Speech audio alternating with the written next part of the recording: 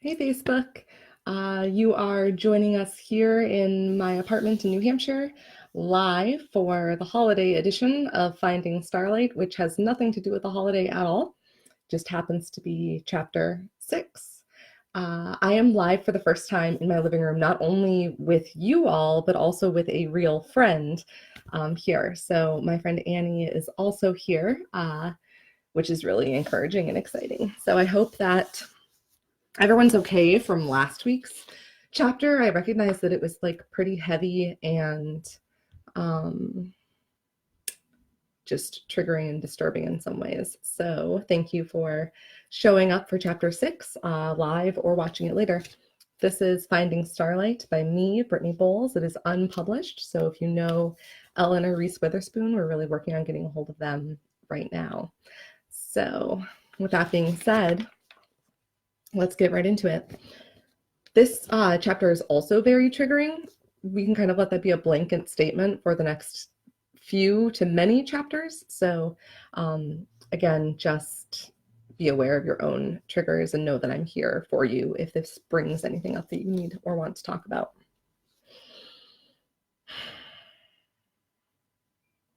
Chapter 6, Dad, the Troll. Shining, laughing, screaming, your entrance into the world is something to be proud of. From Sister.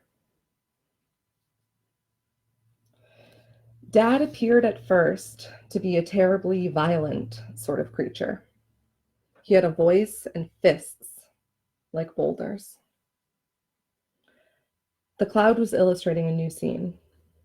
The hot California sun shone over a dingy blue and white high-rise.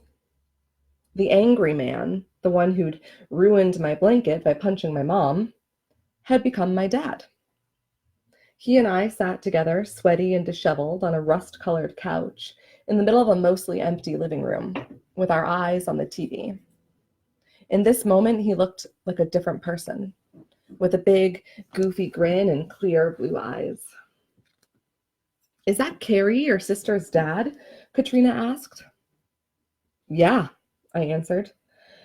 "We were living in East San Diego in the early 90s, which was, let's just say, pretty ghetto.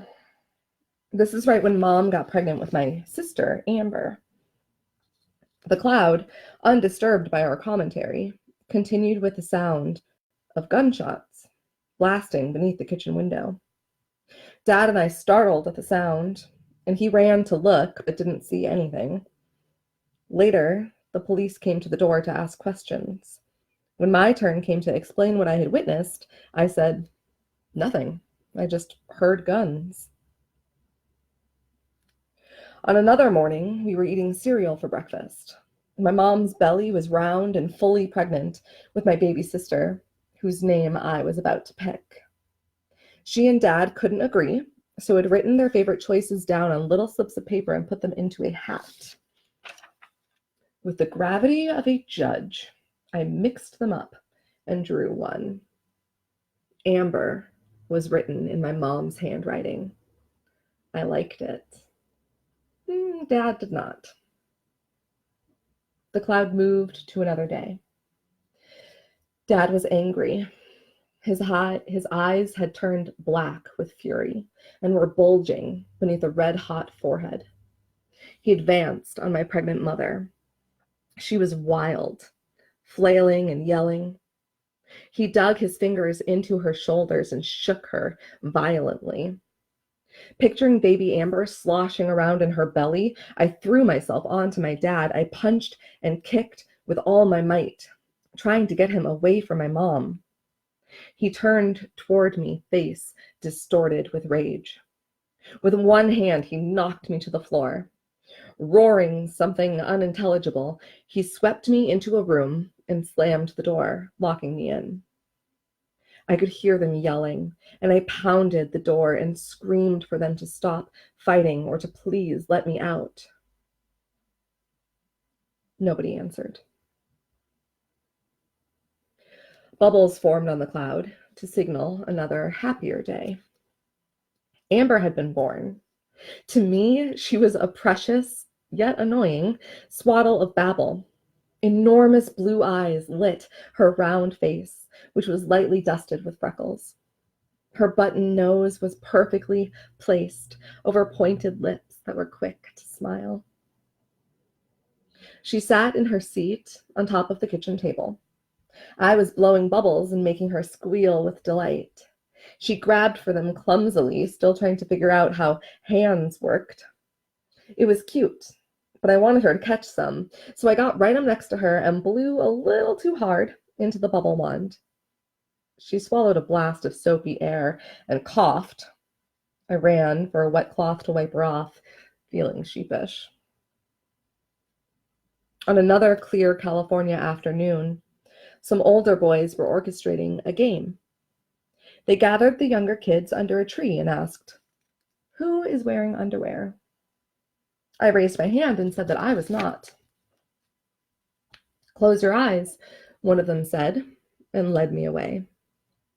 My tiny bare feet trudged over brittle grass, the hot cement sidewalk, and then the sticky tiles of the laundry room. I was following with total trust. He lifted me up, placed me on the edge of a washing machine, and told me to open my mouth. I did.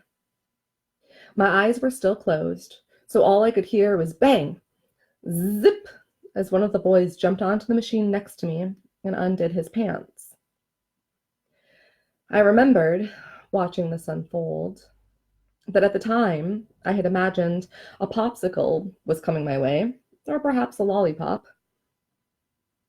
Instead, warm flesh touched my cheek. The boys laughed. The cloud crackled, electrified with rage, as Dad stormed into the room. Little me was now wide-eyed and startled to see the boy with his pants down. His private parts were exposed and stiff, hanging right next to my mouth. "What the hell is going on?" Dad demanded. He yanked me down from the washing machine. Shame flooded my face as I realized that his disgust was not directed at the half-naked young man, but at me. "Shelley!" he roared, dragging me into our apartment. "You know where I just found your daughter? In the laundry room with some boy's dick in her mouth." I cowered away from them both. I remember feeling guilty, dirty, and ashamed, like I had done something very bad. As if in retribution for the last scene, or maybe as a show of empathy, the cloud quickly switched to another image of Dad. This time, he was lazing on the couch, looking rather innocent, when two policemen stormed in. I watched, peeking from the hallway. Dad roared with instant fury as the men wrestled him into handcuffs. He was still yelling profanities even as they walked him out of the apartment. The image cleared with a self-satisfied little puff, very like a cloud version of "Well, that was a pretty little snapshot," I commented dryly to Katrina. Mom and Dad fought all the time when we lived together. I have so many snippets of memories, like the time my mom took off right before Easter, leaving me with him. I remember the police coming around regularly. There were a lot of drugs in that place, and my mom had some kind of deal with the I don't know if they were landlords or just people that sort of ran the place. But they were always coming and going from our apartment doing shady things. We kids just ran wild. Nobody seemed to care what we were up to. Except on that day in the laundry room. Dad sure took an interest that day, didn't he? "Tell me more about that day in the laundry room," Katrina said. "You saw it," I shrugged. "The boys tricked me into almost putting a dick in my mouth. It was pretty straightforward. What was more complicated was Dad's reaction to it. He was so mad at me and disappointed, like he thought I asked for it to happen. Of course, I tried to tell him it wasn't my fault, but he didn't believe me. My mom was known for being promiscuous. and loose with men, which drove him crazy. So I guess he was projecting that onto me. At the time, I didn't recognize that, obviously. I just felt ashamed. And this wasn't the first time something like that happened to you, Katrina pointed out. So you already had some shame and confusion to deal with. Yep, I nodded. And it also wasn't the first or last time my mom just let me have it. Never once did she jump to my defense. I think you're getting the feel for the kind of person she was. I think I'm getting a feel for how she was as a mother to you, Katrina said, unwilling to make a judgment about anyone's character, which I admired. I've seen her ignore your safety and let you fend for yourself in all manner of ways. That's putting it lightly, I said, anger creeping in again. I can't tell you how many times someone was beating on her, and I jumped in to help. But did she ever defend me? Not one time that I can think of. No. I stared at Katrina, daring her to argue. She looked back with love. I realized I was arguing with myself and said so. I'm arguing with myself. Yes, you are, she agreed. I keep telling myself that I've worked through all this garbage with my mom, that I'm over it. But honestly, I don't know if I ever will be over it. This will always be a part of me, haunting me, won't it? My voice had grown sullen. I was disappointed. Your memories and experiences will always be a part of your history, but you get to decide where your focus is. And you can decide to release the emotional charge of these memories. You won't ever be over your mother because healing is a spiral. We return to things time and time again, seeing them from a different angle so that we can understand and absorb the many lessons within each experience. This is especially true for the parent-child relationship, she explained. I looked away. Sensing that I needed to move on from my mom, she asked, "Do you want to talk any more about your dad? Maybe circle back to that incident in the laundry room?" I feel like everything with my dad is confusing. For some reason, I have a lot more compassion for him than for my mom. It's like I can see two different sides of him. I actually sort of think of him as a troll, I confessed, smiling despite myself. I explained, in case Katrina wasn't as literate in fantasy creatures as I happened to be, what I meant. Trolls are portrayed in two pretty different ways. Sometimes they're short, whimsical creatures with crazy hair that just generally cause mischief. Other times, they're these huge, blustering things that go around just smashing stuff. And I think Dad embodies both.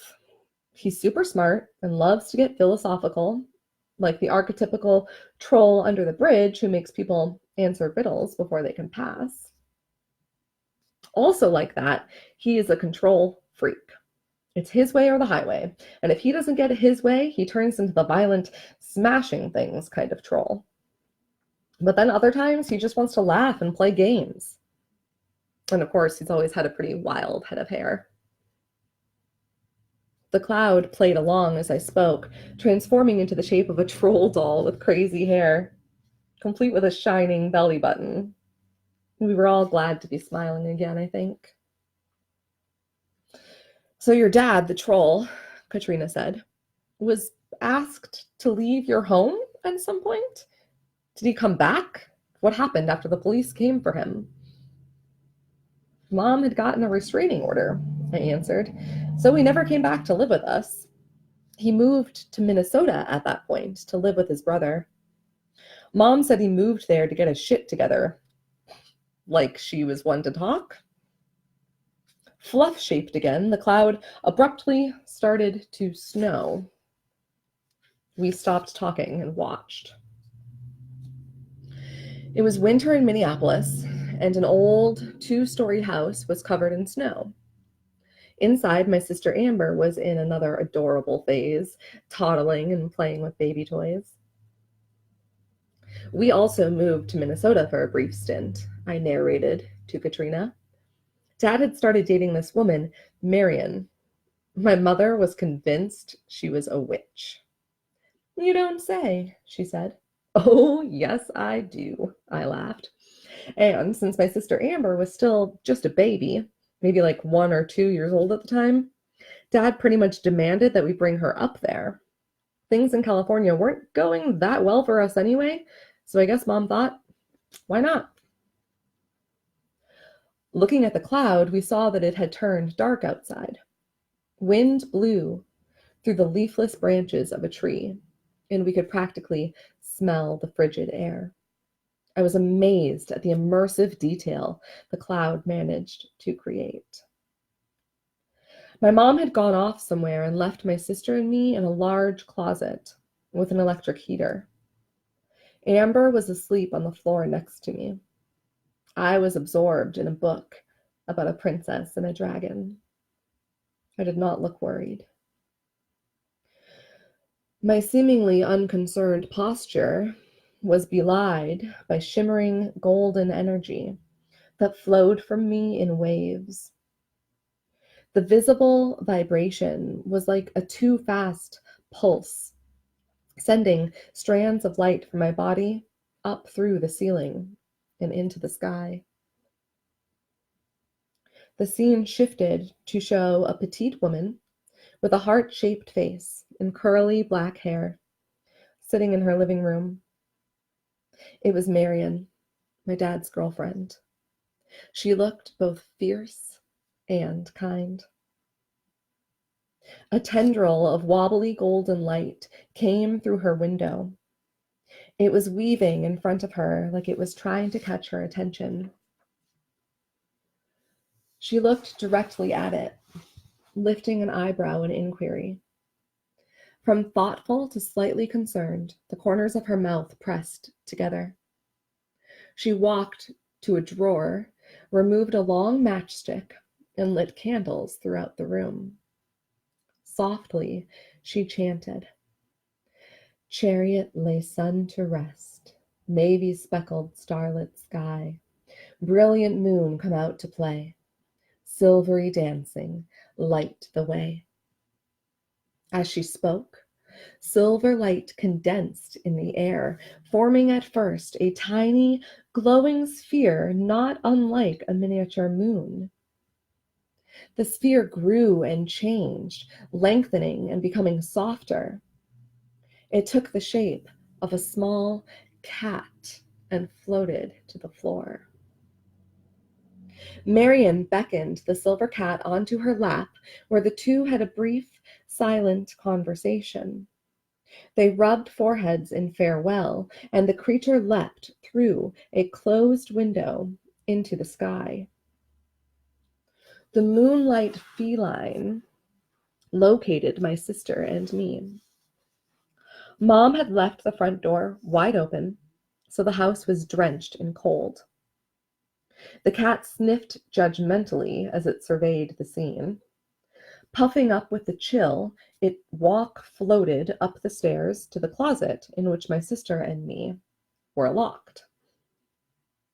The cat, invisible to the young me, effortlessly walked through the solid door. Purring, the silver creature weaved through my arms and legs. My erratic golden light smoothed to a soft glow, and I sleepily rubbed my eyes. Soothed, I laid aside my book and cuddled Amber. The kitty licked the tips of both our noses and, with a silvery tail swish, left the way it had come. Marion sat humming to herself as the kitty bounced back into her room. The creature sashayed onto the witch's lap. Once more, they touched foreheads, exchanging silent information. In the next moment, Dad walked through Marion's door, arriving home curiously early from work. He and Marion drove to meet the police, who had already arrived at my house, turned on the heat, and freed us from the closet. While Amber slept on the couch, I watched from a window the adults talking over each other on the sidewalk. My mom stumbled onto the scene, furious. Much shouting and gesturing ensued. The cloud tactfully moved onto a warmer place and time. Back in California, we now lived in a quaintly furnished trailer overlooking the valley. The community was surprisingly tidy, bright, and full of both children and old ladies. Some people are coming over today, Mom said as she put away newly purchased groceries. And they're going to ask you some questions about your asshole dad and his bitch witch girlfriend. You tell them the truth, that he is a violent and horrible monster, and you are much better off and safer here with your loving mother. This is about the custody battle, I said to Katrina, attempting to keep up with the cloud's rapid changes. We left Minnesota almost immediately after that closet incident, and at this time had been back in California for a couple months. Mom was obsessed with Marion, ranting constantly about how Marion used her black magic to bewitch Dad into a custody battle. They were fighting over Amber. Ah, she replied, raptly watching the cloud. If he wins, Mom said, we'll be forced to move back to that frozen tundra. Do you think they'll take Amber away from us, though? I asked her, worried.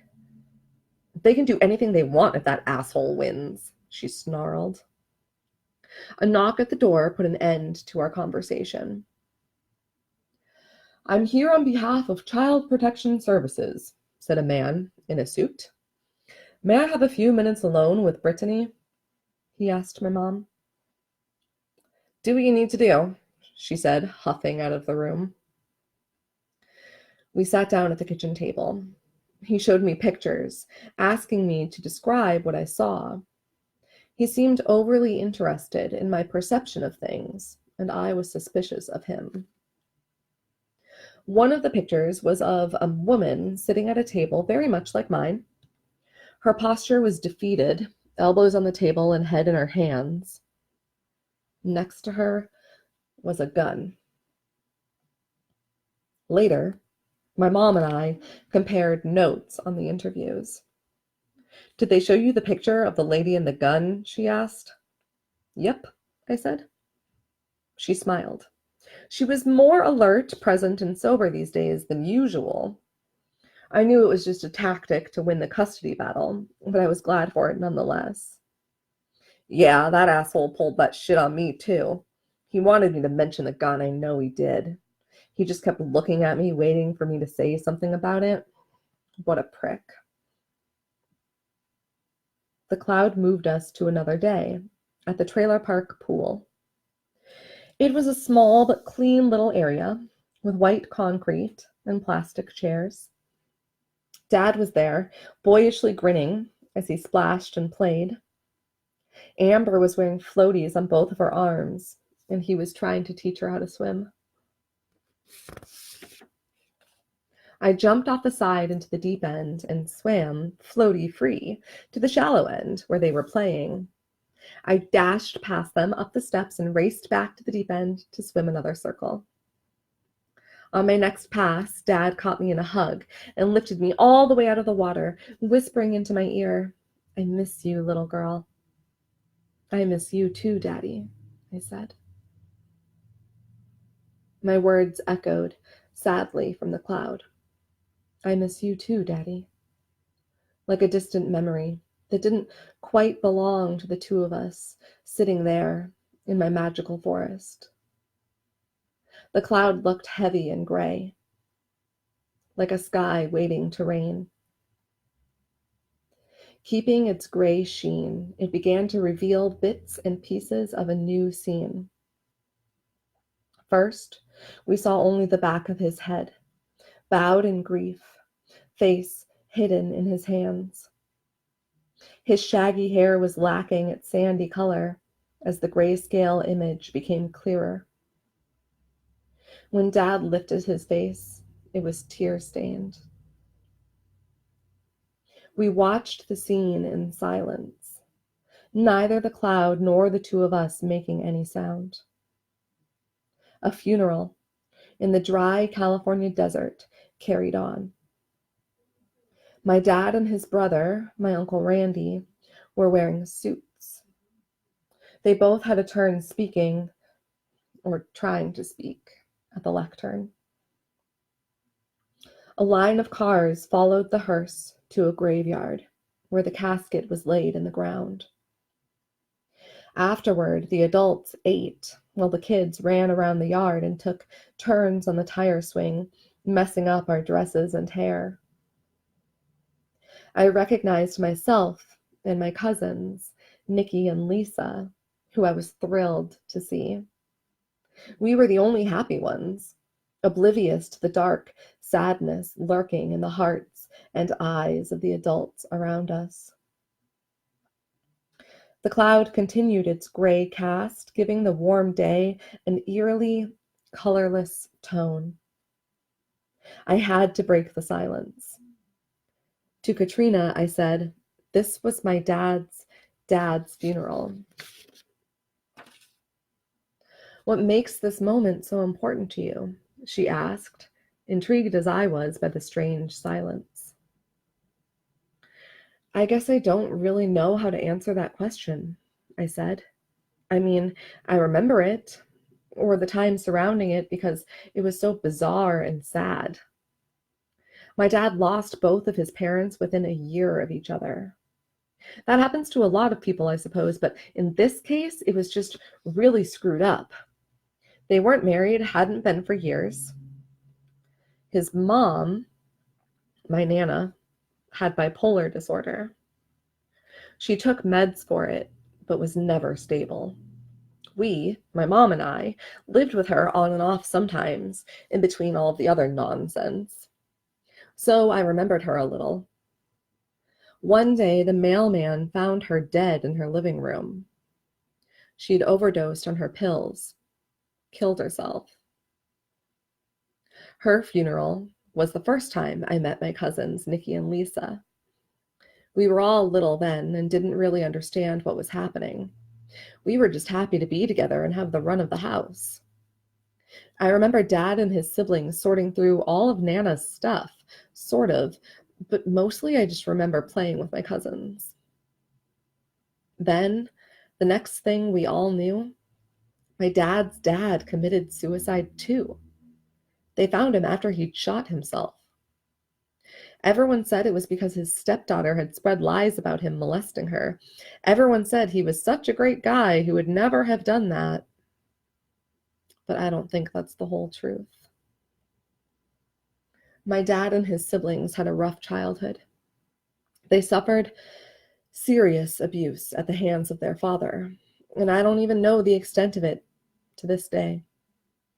But I do know that they all, every one of them, ended up with mental illness and addiction issues of their own. Suicide has plagued that side of the family like a curse. Even though they were all adults when their parents died, I can't imagine what it does to a person to live knowing that both your mom and your dad killed themselves. That doesn't sound easy, Katrina agreed. It's why I have so much compassion for Dad, I replied. I can see how he would end up so angry and out of control as he is or has been. I can see the lure of numbing and his desperation for connection. He seeks to control women and situations in his life because he needs to feel like they aren't going to leave him. Even if it means beating the spirit out of them, breaking them, just so they can't leave. It's better than being abandoned again. At least, that's what I tell myself. Is that Do you think why he fought to keep you and Amber in his life with the custody battle?" she asked. The question stirred something inside of me that I hadn't acknowledged. "You think he was fighting to keep me too?" I slowly asked. I sort of let myself believe that I was just baggage that came along with Amber. He was fighting for custody of her, not me. "How could he have fought for you if not for Amber?" she asked.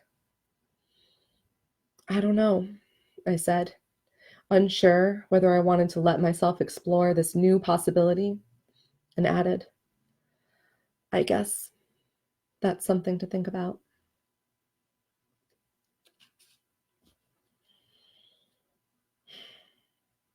That concludes Chapter 6, Dad, the Troll, of the yet unpublished Finding Starlight by me, Brittany Bowles. I go live on Wednesdays with a new chapter, and I also post these on YouTube and to my website, brittnybowles.com. If you know Reese Witherspoon or Ellen, please let them know that I super want them to discover me. And again, if you were triggered by this, if you experienced anything like this, like, first of all, fuck them. And second of all, I'm sorry. It was not your fault. And feel free to reach out. Thank you so much for watching. I really love you, all of you. Until next week.